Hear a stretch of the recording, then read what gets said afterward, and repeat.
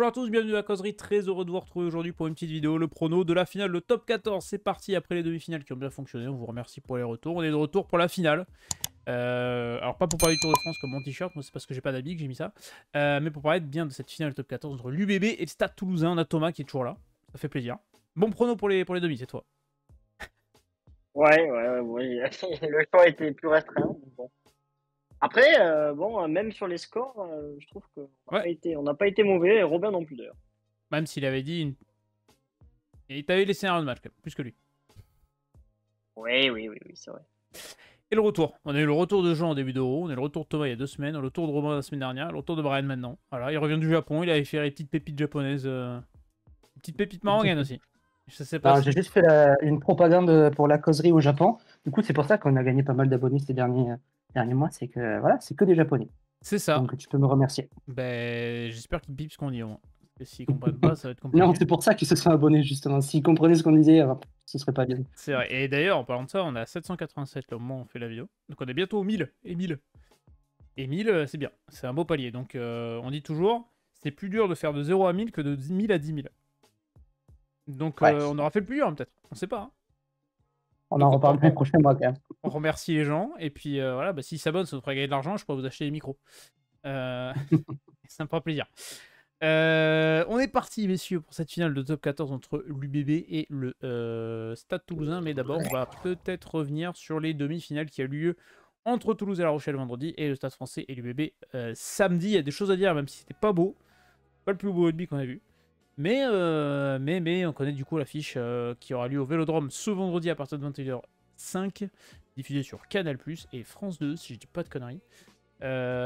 Thomas, on va faire ça dans l'ordre chronologique. Toulouse qui bat La Rochelle avec un La Rochelle qui nous a offert un beau divertissement quand même.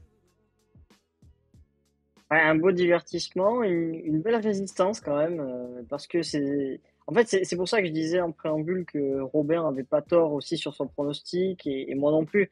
Robin avait pronostiqué un match plutôt à l'avantage du Stade Toulousain avec un écart de score très large. Quand on regarde le score, c'est ce qu'on peut se dire, hein, 16 points de différence, ça reste énorme, surtout en demi-finale, avec 40 points encaissés. Mais quand on regarde la physionomie du match, franchement, c'était vraiment très serré. Et ces 2 cartons rouges sont venus complètement rebattre les cartes. Mais moi, j'ai bien aimé le visage de La Rochelle, qui menait d'ailleurs à la mi-temps, mais qui a ensuite lâché.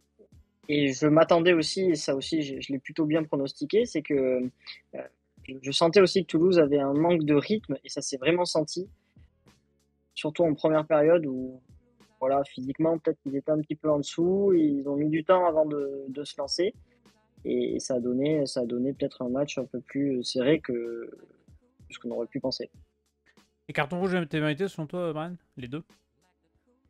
Oui, oui, ils sont. Oui, il y a toujours des débats sur l'arbitrage après ce genre de match et tout. On a lu un peu tout et n'importe quoi après le match, mais oui, c'est mérité. C'est des fautes qui auraient pu être évitées. Et très sincèrement, je pense que si La Rochelle ne prenait pas ces 2 cartons rouges, je pense que Toulouse ne passait pas, à ma grande surprise d'ailleurs. Mais je pense que La Rochelle pouvait les faire tomber, avait largement les moyens. Même avec le premier carton, je crois que c'était à Antonio le premier.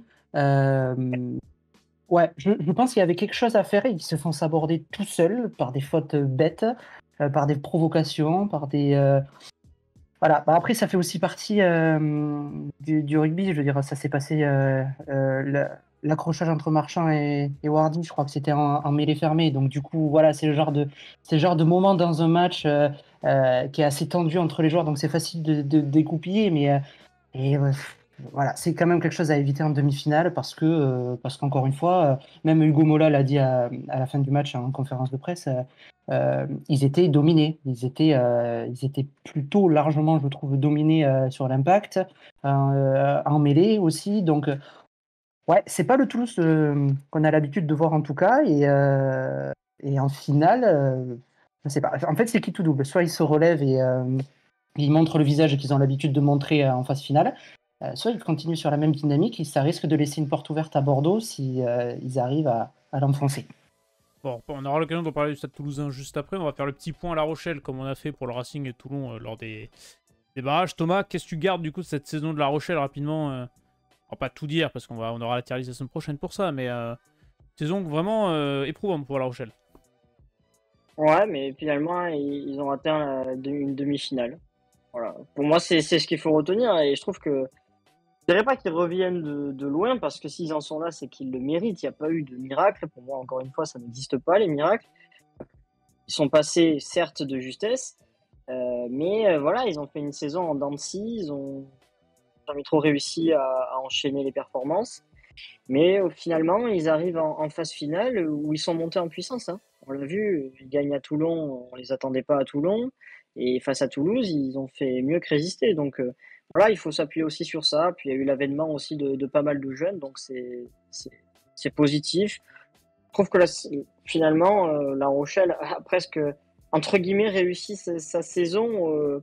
Quand on voit surtout le contenu, on se dit, bon, ben, une demi-finale, c'est vraiment bien. C'est vraiment bien, oui, surtout vu d'où ils sont partis, Brian. On les attendait un petit peu en galère, finalement l'objectif il est atteint. Enfin l'objectif il est toujours de gagner, mais... Ouais, mais je veux dire, ils ont commencé quand même la saison avec le statut d'un des favoris du championnat, en ayant gagné il n'y a pas si longtemps que ça en Coupe d'Europe, enfin en Champions Cup, pardon. Donc je veux dire, je pense qu'on les attendait à un meilleur niveau que ça cette saison. Ils l'ont très bien terminé, la saison, on ne peut pas dire le contraire, je suis d'accord avec Thomas. Terminer en demi-finale, c'est que voilà, les objectifs sont plus ou moins réussis, mais bon, c'est déjà quand même une excellente performance. Mais ça a mis du temps à se lancer et je pense que si La Rochelle avait réussi à se réveiller un peu plus tôt dans la saison, euh, ils auraient peut-être terminé premier ou second à la place, peut-être pas à la place de Toulouse, mais peut-être qu'ils auraient pu jouer la deuxième place à la place du Stade français et ça aurait peut-être complètement changé la fin de saison et ils seraient peut-être passés justement en demi-finale et ils auraient joué cette finale contre Toulouse. Peut-être, c'est quoi? C'est la 6ème fois, je crois, que Toulouse bat La Rochelle. Donc c'est plutôt sympathique. Belle stat hein, pour la bête noire, hein, concrètement des Maritimes. Passons à l'autre demi-finale, samedi suivant. Du côté du Matmut Atlantique, l'Union Bordeaux-Bègles est venue à bout du Stade français sur une demi-finale qui a été jugée mauvaise dans l'ensemble, mais qui nous a offert quand même un bon suspense, avec un bon scénario, avec cette pénalité à la dernière minute de second. Il a raté, qu'il a mis sur le poteau. Thomas, qu'est-ce que tu retiens de ce match-là avec un Stade français qui a mis peut-être un bon 20 minutes à rentrer dans sa rencontre quand même. Ouais, vive la Pro D2. Hein. C'est ça qu'il a dit, c'est vrai. Non, mais moi j'ai été extrêmement déçu de cette demi-finale. Alors je veux bien que ce soit un match avec un énorme enjeu, euh, avec des équipes qui ont peur, clairement, qui ont peur de se faire éliminer. Entre Bordeaux, qui a joué ce match-là à domicile avec une équipe, enfin surtout une ligne de trois quarts qu'on qualifie de galactique et le Stade français qui arrive une très bonne saison, qui a trusté la première et la deuxième place. Mais franchement, la qualité de jeu sur ce match, elle est exécrable. Elle est exécrable et à tous les niveaux. Franchement, le match a été brouillon. J'ai eu l'impression de voir le premier match de la saison entre deux équipes qui venaient juste de reprendre. Franchement, c'était nul. C'était nul. Les deux équipes ont eu peur. Les deux équipes n'ont pas voulu se livrer. Il y a eu du jeu au pied. Il y a eu du jeu au pied surtout mal senti, mal dosé. À 3 minutes de la fin, des choix, des touches directes. Heureusement qu'il y a eu du suspense en fin de match, j'ai envie de dire, parce que franchement, c'est ce qui a donné un peu plus de saveur à ce match. Mais moi, j'ai été extrêmement déçu du niveau. Et franchement, on va nous accuser de faire partie de la mafia toulousaine, mais ces deux équipes-là, avec ce niveau-là, face à un Toulouse en forme, et je ne dis pas un Toulouse en grande forme, mais ces deux équipes-là, elles en prennent 50. Hein. Donc, objectif atteint pour Bordeaux. Le Stade français peut s'en mordre les doigts, mais franchement, la qualité de jeu, waouh, moyenne, très très moyenne.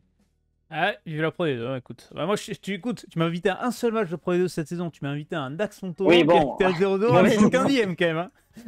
mauvais exemple, c'était le pire match de la saison, toute division confondue. Donc, Mais bon, je suis tombé dessus et ça, c'est beau. Donc, je te remercie pour ce cadeau. Brian, bon, l'UBB enfin, ça y est, le palier est passé. Ouais, enfin, juste pour revenir sur le fait que Beaucoup de gens disent que ce match était match de merde. C'était pas un très beau match, je suis d'accord. Mais il faut pas oublier que c'était quand même, ça restait dans la dynamique du match, ça restait un match de phase finale, un vrai match pour le coup de phase finale. Là où La Rochelle et Toulouse, faut pas oublier que c'est quand même deux équipes qui ont l'habitude de jouer des finales. Donc t'enlèves ce stress en demi, c'est-à-dire que tu passes, t'es en finale, t'es content, mais t'as l'habitude. Tu passes pas, et bien au pire tu réessayeras l'année prochaine, et tu sais très bien que l'année prochaine tu auras d'autres occasions. Le Stade Français et Bordeaux, c'est deux équipes qu'on voit plus en finale, enfin, pour le Stade Français du moins, parce que Bordeaux l'a jamais été, qu'on voit plus depuis des années. Donc forcément qu'il y a ce stress derrière qui te fait faire un match de merde, qui te fait prendre des décisions que tu n'aurais pas prises dans un match normal. Et encore, je trouve que euh, je ne sais pas si c'est pas le Stade Français qui s'est sabordé plus que l'UBB qui a remporté le match. Euh, Parce que, bon, encore une fois, enfin, moi je pense que si Joris Second met cette pénalité à la fin du match et que ça part en prolongation, l'UBB perd le match. Ça pour moi c'est sûr et certain. Euh, mais après, s'il y a cette décision à la fin du match d'aller en touche et de ne pas reprendre la mêlée alors que l'UBB est dominé en mêlée, qu'ils ont pris un carton jaune, voilà, il y a tous ces petits facteurs qui font que je pense que le Stade français n'aurait jamais agi de cette manière en match classique de championnat dans la phase régulière. Et là, ben, ça fait partie des aléas des demi-finales. C'est compliqué, c'est le genre de match qui est compliqué à jouer. Voilà, on fait des erreurs bêtes. Joris Second n'a pas le meilleur taux de transformation du championnat, mais il n'est pas non plus, c'est pas non plus un mauvais buteur. Là, il en rentre 3. Bah, et voilà, ça fait basculer le match. Maxime Lucu rate aussi. Hein, Maxime Lucu en rate aussi, mais à la limite, bon, on sait que c'est pas le meilleur buteur non plus du championnat, c'est pas là où on l'attend le plus. Donc voilà, moi je suis content pour Bordeaux parce que c'est historique. Après, voilà, je suis partisan des gens qui pensent que Bordeaux va perdre en finale. Par contre, j'ai entendu beaucoup de gens dire qu'ils allaient se faire rouler dessus. Je ne pense pas que ce sera le cas parce que Toulouse est dans une très mauvaise dynamique. Donc, comme je disais tout à l'heure, soit ils retrouvent leur jeu, et dans ce cas-là, ça va être très difficile de les battre. Soit ils jouent comme en demi-finale, et dans ce cas-là, il y a une porte ouverte. Mais je pense que, avec petit prono, je pense que le match sera fermé. Ça va pas être une belle finale. Ce sera un match fermé jusqu'à la 60e. Et à la 60e, il y a une équipe qui va craquer. J'ai ma petite idée sur laquelle. Mais il y a une équipe qui va craquer et ça va se jouer sur ça. Mais pas plus de 40 points dans le match. Ça, ça c'est quasiment sûr pour moi. Il nous a spoilé la suite. On avait parlé de la finale après. Il nous a déjà tout balancé. Ah, mais je dois y aller là, en fait, c'est pour ça. Non, et je voulais parler de l'arbitrage parce que ça a été un débat. Oh non, non, mais Thomas, oui, Thomas va parler de l'arbitrage. Encore, il va critiquer l'arbitrage. Non, mais non, justement, non. je lui donne la parole à Thomas par rapport aux déclarations de Laurent Labitte derrière en conférence de presse sur les votes non-cibles pour l'UBB, l'essai de. C'est quoi, c'est Beauchaton, je crois? Non, je sais plus qui. Oui, Ouais. voilà, Ouais, c'est ça, donc c'est un peu contesté. Et juste avant, il y a Damien Penaud qui passait chez Canal Plus après le match qui avait dit: mais de toute façon, est-ce que vous avez déjà vu un beau match avec une équipe qui affronte le Stade français? Donc, au moins, c'était Ah, cru. j'ai pas vu ça. Mais sur l'arbitrage, Thomas, tu l'as jugé comment? Parce que c'était très critiqué, notamment du côté francilien aussi. C'est le débat qui revient tout le temps. Ouais. Le souci, c'est que des fautes du Stade français à siffler, il y en a eu.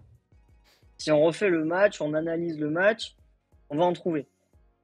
Effectivement, voilà, après ça reste très subjectif, ce n'est que mon avis, je ne suis pas arbitre, mais je pense qu'il aurait pu y avoir un essai de pénalité pour le Stade français avec un Moll qui est écroulé volontairement, alors qu'il y avait une avancée quand même claire, significative dans une zone de marque.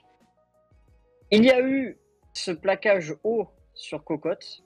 Alors, je le dis très clairement, et au vu des déclarations de l'arbitre, M. Brousset, je le comprends aussi comme ça, si ça n'avait pas été Cocotte, ça se sifflait, très sincèrement. Après, il y a ce geste où il envoie le ballon un peu n'importe comment, ça d'accord. Par contre, quand on regarde au ralenti, il n'y a rien à dire. Le joueur est déjà plaqué, et il y a un joueur, donc Cyril Cazot, qui arrive avec l'épaule dans le visage, avec de la vitesse. Donc, ça se siffle. Je ne dis pas que c'était forcément un carton, je dis que c'était minimum une pénalité. Et ensuite, oui, pour moi, la passe de Penaud pour Beauchaton, elle est en avant. Quand on voit la veille, alors c'est toujours compliqué de comparer les actions, elles sont toutes différentes, mais la veille, Blair Kinghorn qui envoie cette longue passe derrière et c'est refusé. Peut-être qu'il y avait un petit en avant, mais il était beaucoup moins criant que celui de Penaud. On va nous parler d'inertie, c'est une connerie. L'inertie, on en a rien à foutre. Quand on a un ballon, qu'on fait une passe, que le ballon part devant, c'est en avant. tout. Donc après, voilà, il y a des choix qui ont été faits par l'arbitre de la rencontre. Ils ont été assumés. Après, je peux comprendre qu'il y ait voilà, ces petites critiques tant qu'elles sont constructives, mais on peut pas remettre tout sur la faute de l'arbitre. Franchement, le Stade français, c'est aussi bouffer le match avec tous ses coups de pied manqués, avec cette stratégie de ne pas envoyer du jeu. Euh, bon, voilà. Il n'y a pas que ça, mais bon, c'est sûr que parfois, sur certaines décisions, on peut les contester. Et là, pour le coup, il y en a quelques-unes de contestables. T'as parlé des mains qui allaient vers l'arrière aussi sur en avant, je sais pas quoi. Bon. Ah oui, oui, bien sûr. Enfin, à partir du moment où les mains vont vers l'arrière, je vois pas comment le ballon peut aller vers l'avant. Enfin, c'est. Et là, ben, tu ne vois pas en avant, le ballon comprends. va vers l'arrière. Le ballon est sur la ligne. Hein. À partir du moment où les mains qui vont clairement vers l'arrière vont vers l'arrière, après, tu as le mouvement du joueur qui part vers l'avant. Tu as tous les joueurs qui sont dans l'avancée. Et après, je te dis pas que c'est la passe est en arrière, je te dis qu'elle est vraiment sur la ligne. Mais techniquement, je vois pas comment. Les mains vont clairement vers l'arrière, je vois pas comment on peut faire en avant sur ça. Eh Et ben- Kinghorn, c'est pareil. Hein. Kinghorn, c'est la même chose hein, pour moi.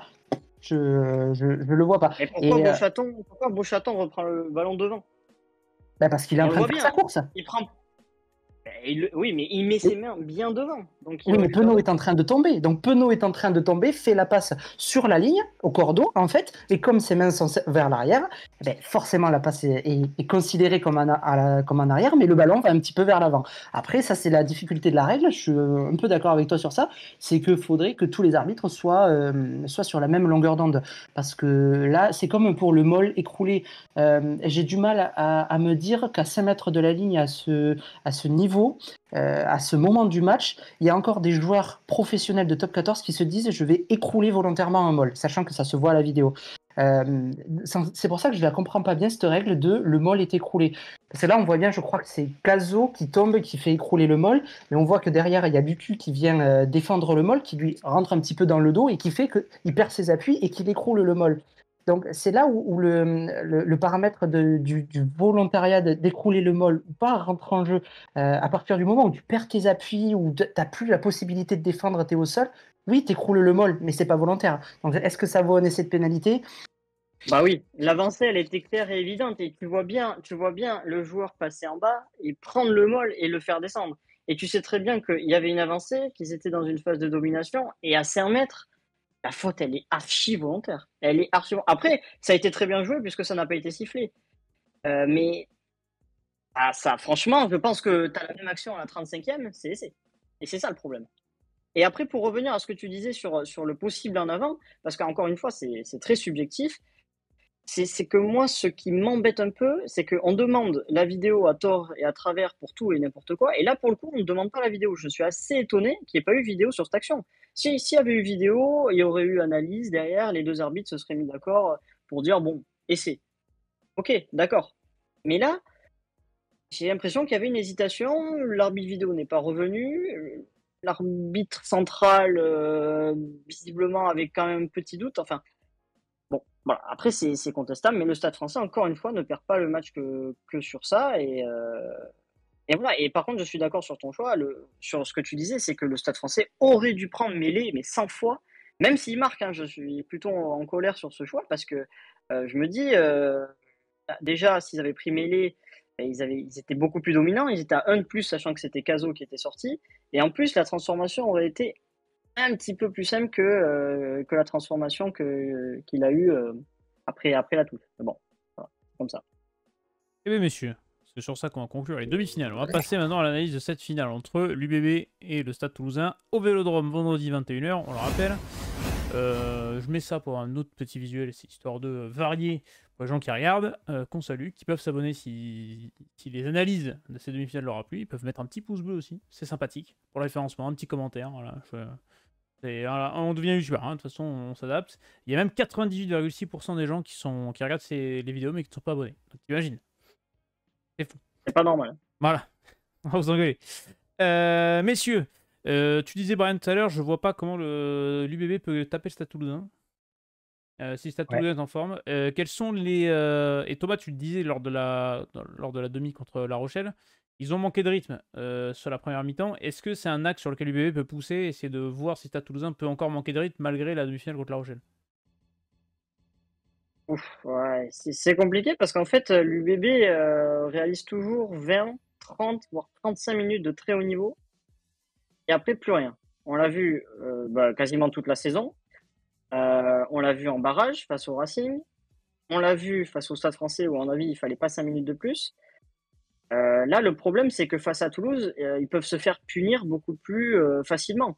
Là, face au Stade français, bon, tu avais une équipe où il y avait très peu de joueurs capables de faire la différence. Par contre, ils avaient un banc qui ont fait la différence.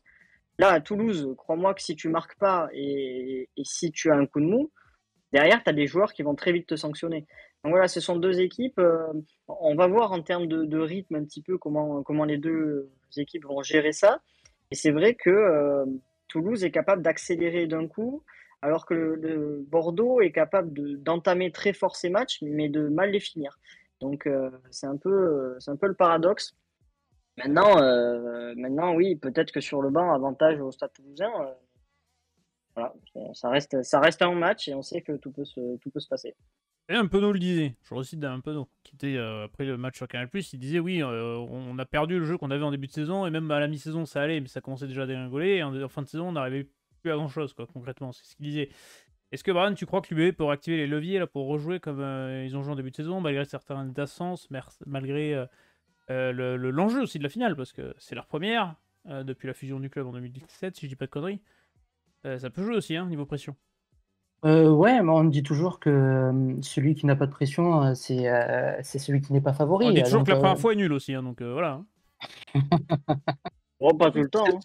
C'est pour ça qu'il faut y retourner. Mais non, l'UBB, voilà, première finale, non, bien sûr. Enfin, oui, ils ont la pression, mais non, ils l'ont pas. Oui, ils ont la pression parce qu'ils veulent encore plus marquer l'histoire et marquer l'histoire de leur club. Et d'accord, je pense qu'ils l'ont pas. Ils vont jouer. Je pense que c'est leur principale force, c'est qu'ils vont jouer détendus, sans pression, et c'est là où justement ils peuvent montrer le plus possible ce dont ils sont capables. Après, comme disait Thomas, qu'ils vont y parvenir dans la durée, sur tout le match. Je pense qu'ils vont tenir. Voilà, ça va être très serré, ça va être coude à coude toute la première mi-temps. Et si Toulouse a le malheur d'être derrière au score à la mi-temps, bah voilà, ça c'est le problème de Toulouse, c'est quand ils font une première mi-temps de merde, tu peux être sûr que la deuxième, oh là là, ils vont tout écraser sur leur passage. C'est ça qui est un peu dur, c'est que tu es devant à la mi-temps et après tu te fais ramasser. Donc après, Bordeaux a l'avantage d'avoir. Enfin, moi je pense que c'est un avantage, hein. Au-delà de la fatigue, d'avoir joué les barrages, d'avoir joué les demi-finales, de jouer la finale, tout ça sur un laps de temps très court, sur 3 semaines. Et donc, ils sont encore dans ce rythme, ils sont encore dans cette euphorie, ils sont encore dans cette mentalité. Toulouse, on l'a vu, il y a eu une baisse de rythme après la fin de saison, la phase régulière. Ils n'ont pas joué les barrages. Voilà, ça peut porter bonheur à Bordeaux ou pas. Franchement, c'est une finale, hein. C'est difficile de pronostiquer. Par contre, euh, je veux dire, les deux équipes ont de gros absents dans leur rang. Et du côté de Bordeaux, je pense que je vais aller un peu à contre-courant. Bon, il y a Benjamin Ifuna qui est un gros absent, pour moi, le plus gros absent de l'effectif. Jalibert aussi, il aurait fait du bien, mais sauf qu'on a vu sur cette demi-finale que le fait que Jalibert ne soit pas là, on a eu l'impression qu'on ne voyait plus cette UBB qui se focalise, qui ne joue que sur un seul joueur, qui ne dépend que d'un seul joueur. On l'a vu pendant tellement de saisons que l'UBB dépendait de Jalibert, des performances de Jalibert. Là, ça n'a pas été le cas. Là, on a vu, j'ai eu l'impression de voir une équipe beaucoup plus collective, qui a joué avec les forces et les faiblesses un peu de chacun, du coup, qui s'est illustré beaucoup plus que quand il y a Jalibert. Lamotte qui plante un doublé, Bouchaton, enfin voilà, plein de joueurs comme ça qui se sont illustrés, alors que justement la ligne de trois quarts est restée beaucoup plus en retrait. Donc je pense que justement l'absence d'un cadre comme ça, malgré tout le mal que ça peut faire, parce qu'il est exceptionnel ce joueur, ça peut faire naître un sentiment collectif, faire grandir ce sentiment collectif à l'UBB. Ça peut pourquoi pas être bénéfique, en tout cas je l'espère. Thomas, il y a. Je sais pas, quand tu vois la victoire du UBB à la fin du match en demi, ils célèbrent tous, ils sont heureux, ils vont voir les supporters, machin et tout. T'as l'impression qu'en fait, limite, ils ont gagné, enfin, ils ont gagné leur finale quoi, cette saison. Donc le match contre le Stade Toulousain, c'est un bonus. Oui, mais c'est ça, c'est un peu ça. Surtout qu'en plus, cette demi-finale, il l'a jouée à domicile. Donc, c'était encore plus particulier. Euh, mais ils savent aussi que la marche à gravir, elle est immense. Elle est immense. Battre le Stade Toulousain, C'est une équipe qui est inexpérimentée à ce stade-là de la compétition. Bon, ça, ils l'ont tous en tête. Maintenant, moi, voilà, j'entends pour la blessure de Jalibert, mais moi, c'est l'absence de Tameifuna. Je doute sur sa présence. Là, encore une fois, il n'est pas là. Et là, le pauvre Sadi, alors déjà, il a de la chance parce que il sera pas. Enfin, si c'est lui qui joue, déjà, ça, je sais pas, parce que vu sa performance face au Stade français et vu sa saison, il y a un doute, mais l'absence de Tameifuna, elle fait extrêmement mal. Alors, ils auront de la chance parce qu'il n'y aura pas Baye pour le Stade Toulousain, il n'y aura pas Meakou, mais en mêlée, en conquête, ça va être compliqué. Ça va être très, très compliqué. Et le banc Bordelot-Béglé, moi, me fait très peur. Il me fait très, très peur.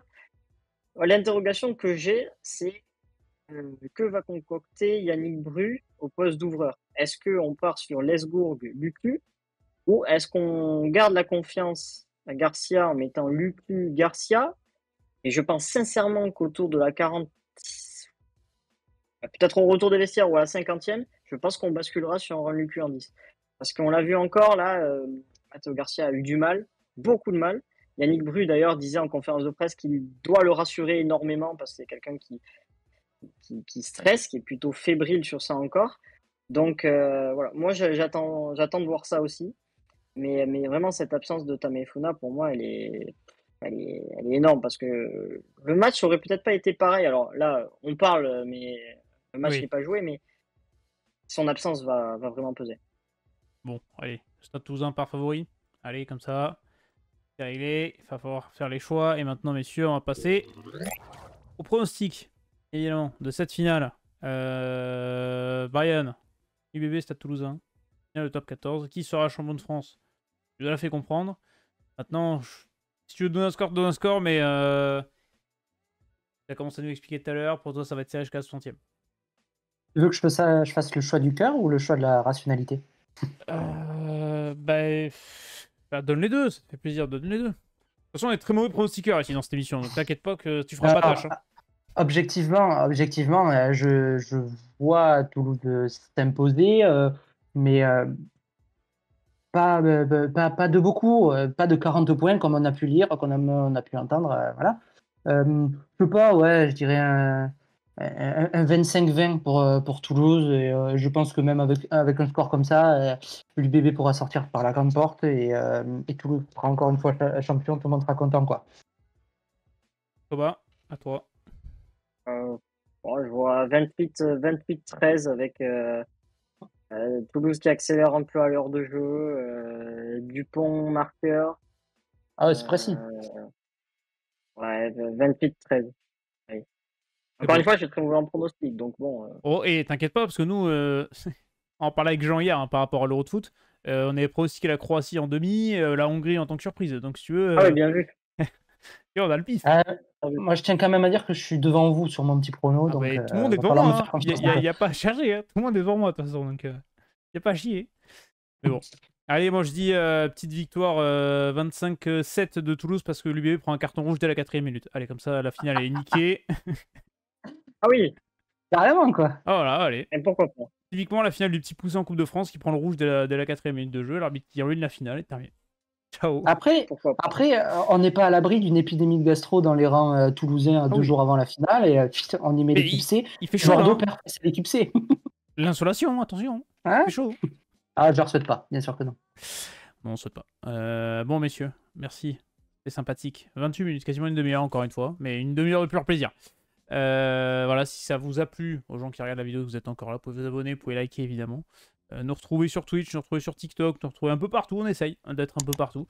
Et puis on fera la grande tier list de Top 14 la semaine prochaine, avec ces deux loustiques notamment, pour Thomas qui a envie de mettre des balles perdues à certains clubs, je le sais, il a très envie, il n'attend que ça. On va pas dévoiler lesquels encore une fois, vous les verrez pendant la tier list, mais sur ce fut un plaisir de faire cette vidéo, bonne finale à tous, et ciao tout le monde.